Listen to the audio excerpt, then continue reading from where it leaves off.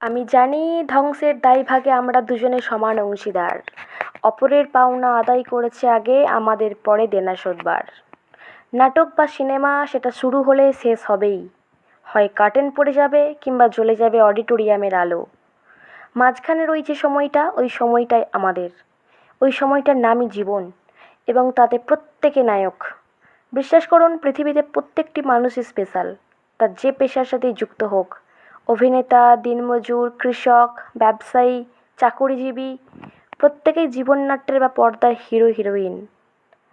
দেখুন, সমস্যাহীন পৃথিবী হয় না।